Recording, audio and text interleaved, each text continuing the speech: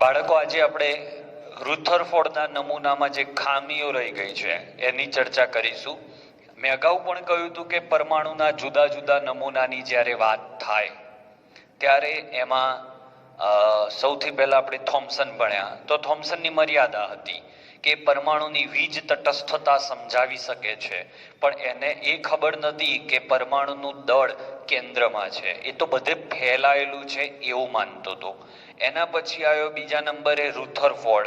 એને કહ્યું કે પરમાણુના કેન્દ્રમાં બધું દળ છે, એટલે તો એનું નામ કેન્દ્રીય નમૂનો પાડ્યો. આજે આપણે એમાં પણ અમુક ખામીઓ રહી ગઈ છે, એની ચર્ચા કરીશું. તો સૌથી પહેલા ખામી તરફ જતા પહેલા આપણે સૂર્યમંડળ અને પરમાણુને સરખાવીએ. સૌરમંડળ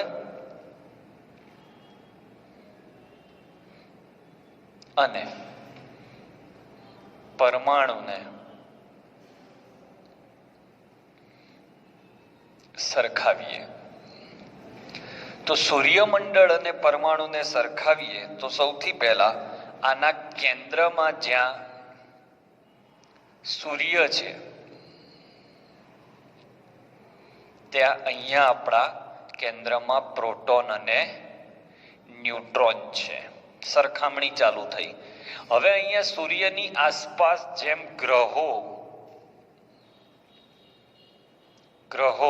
વર્તુળાકાર માર્ગે ગતિ કરે છે, જેને કક્ષા કહેવાય, એ રીતે પ્રોટોન અને ન્યુટ્રોનના કેન્દ્રની આસપાસ ઇલેક્ટ્રોન ગતિ કરે છે, જેને એની કક્ષા કહેવાય. આનું દળ m1 લઈ લઉં અને આનું દળ m2 લઈ લઉં અને આ બે વચ્ચેનું અંતર r લઉં તો લાગતું બળ F બરાબર g, ગુરુત્વાકર્ષણ બળનો અચળાંક છે, m1 m2 બાય r² થાય. અને અહીંયા લો તો એ જ વસ્તુ આનો વીજભાર q1 ધારી લો, આનો વીજભાર q2 લઈ લો અને આ બે વચ્ચેનું અંતર r લો તો F બરાબર k q1 q2 by r² થાય. આ લાગતા બળ થયા. આ સરખામણીની વાત ચાલી રહી છે. ઓકે, સરખાવું છું હું. હવે કઈ વાતમાં અલગ પડે છે? તો આ વીજભારિત નથી અને આ વીજભારિત છે.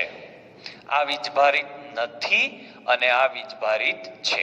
ઓકે, આટલો મુખ્ય ફરક છે આ બેની વચ્ચે. હવે એક કોમન વાક્ય છે, કોમન વાક્ય જે બંનેને લાગુ પડે કે કોઈ પણ કણ પ્રવેગિત ગતિ કરે એટલે તેના વેગમાં સતત વધારો થતો હોય. પ્રવેગિત ગતિ કરે ત્યારે તે પોતાનામાંથી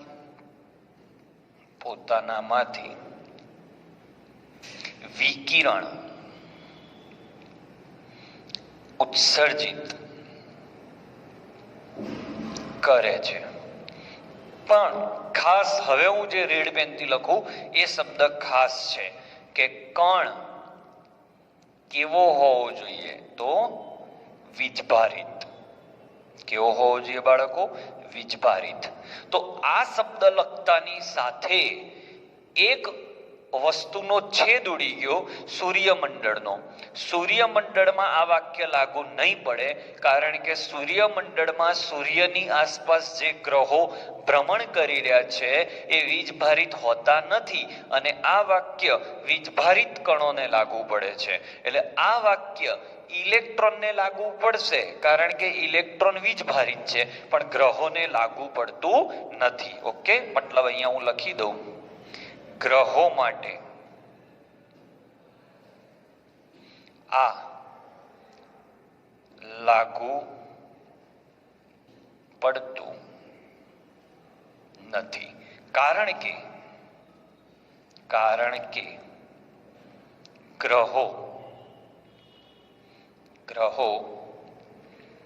વીજભારિત નથી. આટલે સુધી ચર્ચા પૂરી થઈ. હવે કણ પ્રવેગિત કેમ હોય છે એની ચર્ચા કરું છું, અને પછી એ વિકિરણ ઉત્સર્જિત કરે તો શું થાય એની વાત કરું. તો હવે આપણે ખામીમાં ગયા. તો ખામી એ છે કે આ પરમાણુનું કેન્દ્ર છે, અહીંયા ઇલેક્ટ્રોન ગતિ કરતો હોય, પણ આ ગતિ વર્તુળાકાર માર્ગે છે. એટલે આ ગતિની દિશા વારંવાર બદલાય છે. વાક્ય સમજો. ગતિ તો અચળ છે, ગતિ અચળ છે, તો અચળ ગતિ પ્રવેગિત કેવી રીતે થઈ? પ્રવેગિત થવું મતલબ એની ગતિમાં વધારો થવો. તો એની ગતિમાં વધારો કેમ થાય છે? તો એની દિશા વારંવાર બદલાય છે. તો દિશા વારંવાર બદલાતી હોવાથી તેની ગતિ પ્રવેગિત થાય છે. હવે પ્રવેગિત થાય છે એટલે એના વેગમાં વધારો થાય છે, તો એવું કહી શકાય કે ઉર્જા વધી જાય છે. હવે તમને એમ થાય કે વેગ વધે એમાં ઉર્જા કેમ નહીં વધી? હું સ્પીડમાં દોડું તો મારી ઉર્જા મારા શરીરમાં વધારે હશે, ધીમે ધીમે દોડતો હોઈશ તો મારી શરીરમાં ઉર્જા ઓછી ઉત્પન્ન થઈ હશે. એટલે ઇલેક્ટ્રોનની ગતિ પોતાનું વારંવાર દિશા બદલે છે આ રીતે. ઓકે, એટલે દિશા બદલવાના કારણે ઇલેક્ટ્રોનની ગતિ પ્રવેગિત થાય છે, અને એ પ્રવેગિત થાય છે એના કારણે એની ઉર્જા વધી જાય છે. હવે જો ઉર્જા વધી જાય તો આ ઇલેક્ટ્રોન અહીંયાથી બહાર ફેંકાઈ જવું જોઈએ, સ્પીડમાં દોડતું બહાર ફેંકાઈ જવું જોઈએ, પણ એવું નથી થતું. કેમ? એની અંદર જે ઉર્જા વધી એ વધારાની ઉર્જા વિકિરણ સ્વરૂપે ઉત્સર્જિત કરે છે. એટલે વધારાની ઉર્જા જતી રહી, ઉત્સર્જિત કરે છે.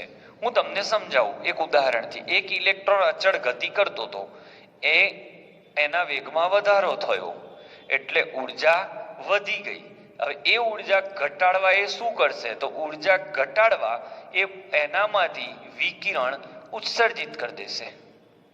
એટલે જેવું વિકિરણ ઉત્સર્જિત થશે પાછી ઉર્જા જ્યાં હતી ત્યાં આવી જશે. ઓકે, તો આ પોઈન્ટ ખાસ, હજી ખામી નથી આવી. શું થશે એ કહું છું.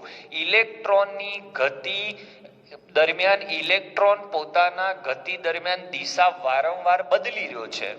કોઈ પણ કણ જ્યારે વારંવાર દિશા બદલતો હોય તો ભલે એની ગતિ અચળ હોય છતાં એ પ્રવેગિત થઈ જાય, અને ગતિ પ્રવેગિત થાય તો એની પોતાની ઉર્જા વધી જાય, અને ઉર્જા જો વધી જાય છે તો એ વધારાની ઉર્જા નાખવી ક્યાં? જો એ ઉર્જા વધારાની લઈ રાખે તો એક સમય એવો આવે કે આમ જોરથી ચકેડા ફરવા લાગે અને બહાર ફેંકાઈ જાય.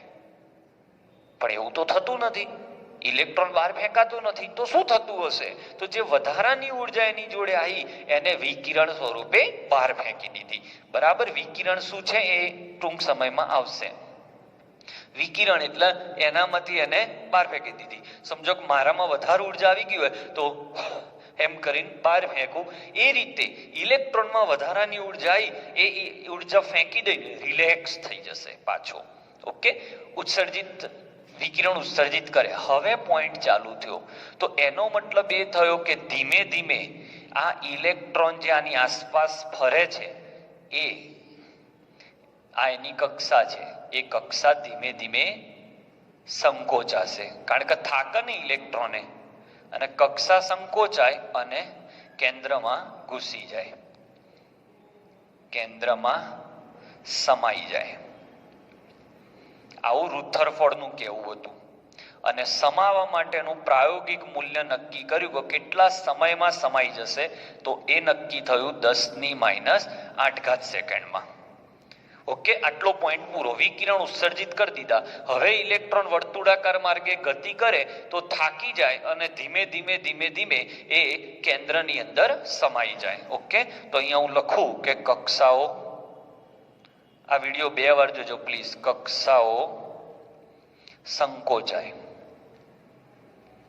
કક્ષાઓ સંકોચાય એટલે ઇલેક્ટ્રોન ફરતો કેન્દ્રમાં સમાઈ જવો જોઈએ. થઈ જાય એમ નહીં, સમાઈ જવો જોઈએ અને એના માટે લાગતો સમય 10⁻8 સેકન્ડ થવો જોઈએ. હવે જો ઇલેક્ટ્રોન અંદર સમાઈ જાય તો પરમાણુ રહે જ નહીં, એટલે પરમાણુ કેવો થઈ ગયો કહેવાય?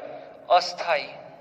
તો રુથરફોર્ડના નિયમ મુજબ તે પરમાણુ અસ્થાયી બની ગયો. એટલે રુથરફોર્ડ શું ન સમજાવી શક્યો? તો રુથરફોર્ડ એ પરમાણુની સ્થાયીતા, રુથરફોર્ડ મુજબ તો પરમાણુ અસ્થાયી થઈ જવો જોઈએ, પણ આપણે જાણીએ છીએ કે ના, પરમાણુ તો છે, એનો મતલબ પરમાણુ સ્થાયી છે, તો પરમાણુની સ્થાયીતા સમજાવી શક્યો નહીં. હવે તમને એમ થાય કે આ ઇલેક્ટ્રોન અંદર કેમ જતો રહ્યો? તો આ પ્રોટોન ધનભારિત છે અને ઇલેક્ટ્રોન ઋણભારિત છે, એટલે એમાં આકર્ષણ થાય. એવા આકર્ષણ આમાં થતા નથી. જો આમાં થતા હોત સૂર્યમંડળમાં, તો આપણી પૃથ્વી પણ ફરતા ફરતા સૂર્યની અંદર સમાઈ જાત. ઓકે, તો આ કોન્સેપ્ટ ફરીથી, ઇલેક્ટ્રોન પોતાની દિશા વારંવાર બદલે એટલે પોતાની ગતિમાં વધારો કરે, એટલે પ્રવેગિત ગતિ કરે. આ પ્રવેગિત ગતિ થાય તો એની ઉર્જા વધી જાય. એ વધારાની ઉર્જા ક્યાં નાખે? તો એ વધારાની ઉર્જા બહાર ફેંકી દે. કયા સ્વરૂપે બહાર ફેંકે? વિકિરણ સ્વરૂપે બહાર ફેંકે.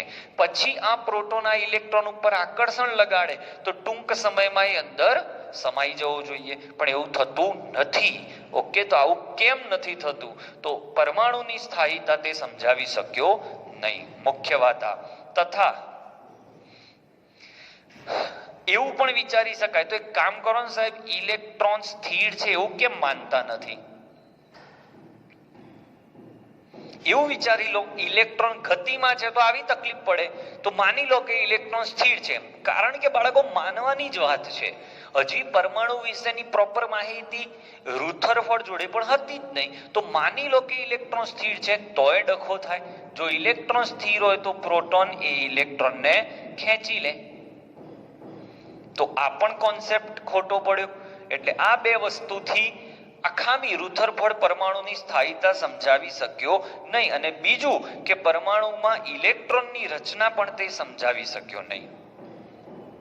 ઇલેક્ટ્રોન રચના, કઈ કક્ષામાં કયા ઇલેક્ટ્રોન ગોઠવાશે, એટલે ઇલેક્ટ્રોન રચનાની માહિતી આપી શક્યો નહીં. તો આ થઈ રુથરફોર્ડના નમૂનાની ખામીઓ. ખામી નંબર 1 કે રુથરફોર્ડની ગણતરીઓ મુજબ ઇલેક્ટ્રોન અંદર સમાઈ જવી જોઈએ, પણ ઇલેક્ટ્રોન અંદર સમાતો નથી, એટલે પરમાણુ તો સ્થાયી છે, અને રુથરફોર્ડ મુજબ પરમાણુ કેવો છે? અસ્થાયી. તો આવું કેમ? એ વસ્તુ રુથરફોર્ડ સમજાવી શક્યો નહીં. Point number 1. બીજું, તો ચલો માની લો કે ઇલેક્ટ્રોન ગતિ જ નથી કરતો, સ્થિર છે, તો સ્થિર ધારી લો તો પ્રોટોન ઇલેક્ટ્રોન ન ખેંચી લે, તોય ડખો છે. એટલે આવું રુથરફોર્ડ સમજાવી ના શક્યો કે તો પછી પરમાણુ સ્થાયી કેમ છે? એ પ્રશ્નનો જવાબ રુથરફોર્ડ ના આપી શક્યો. તો રુથરફોર્ડ કઈ બાબતમાં સફળ રહ્યો? તો રુથરફોર્ડ એ પરમાણુના કેન્દ્રને વ્યવસ્થિત સમજાવી શક્યો, પણ ઇલેક્ટ્રોન વિશે માહિતી એની જોડે નથી. એટલે રુથરફોર્ડના નમૂનાને કેન્દ્રીય નમૂનો કહેવાય છે. તે કેન્દ્ર વિશે વાત કરે છે. જેમ થોમ્સને પરમાણુની વીજ તટસ્થતા સમજાવી કે જેટલા પ્રોટોન એટલા જ ઇલેક્ટ્રોન, એવી રીતે રુથરફોર્ડે શું સાબિત કર્યું કે પરમાણુનું દળ અને ધનભાર કેન્દ્રમાં છે, પણ હજી એને ઇલેક્ટ્રોન વિશે માહિતી મળી નથી. તો હવે રુથરફોર્ડ ફેલ ગયો, એટલે હવે આપણે જઈશું બોહરના નમૂનામાં. ઓકે, તો સ્ક્રીનશોટ લઈ લો આનો.